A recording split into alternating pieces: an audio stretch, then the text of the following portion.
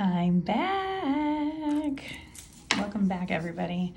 All right, so I am ready to go with some more videos. We're back with volume. This time we're doing hemispheres and spheres. So this worksheet, it is specifically designed for just those two shapes.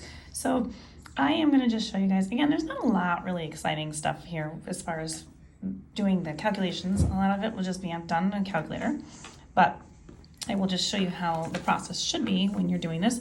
So we are looking at finding a hemisphere's volume. It's just half of, obviously, a sphere. So a sphere is 4/3 pi r cubed divided, 4/3 of pi r cubed. But I typically do 4 times pi times r cubed and then divided by 3. That's just my personal viewpoint. But when we are looking at doing a hemisphere, you could just take that answer and just cut it in half. The correct formula for a hemisphere, is 2/3 pi r cubed. So I'm just going to write that there just so you guys know. So we are looking at this. I'm just going to zoom it in here. So you can see that the diameter of this whole thing is 2 inches. But obviously we don't need diameter, we need radius. So that means that the radius is going to be replaced with a 1. And it tells us in this worksheet to use pi as 3.14.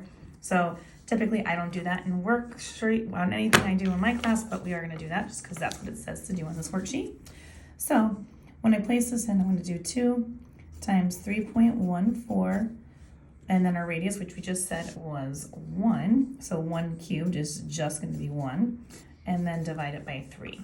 So when I'm looking at my calculator, we're just going to do just that. So what I do is do this, just do the top and do all the numerator first. So 2 times pi, and again, this is what this worksheet's asking us to use, 3.14. Now, obviously, 1 cubed is just 1 times 1 times 1, so I'm not going to worry about that. Order of operations does make an issue sometimes on these if you are using this and it doesn't calculate the exponent first. And then I take that whole answer and I divide it by 3. So my entire volume for this one is 2 points, and I'm going to use, it says round your answer to 2 decimal places. So 2.0, it's 9.3 repeating, so the 3 is going to not change that, 9. And that is in inches, and this is inches cubed. So that is how you go ahead and do this hemisphere right here. And I will do a few more of these videos of these problems.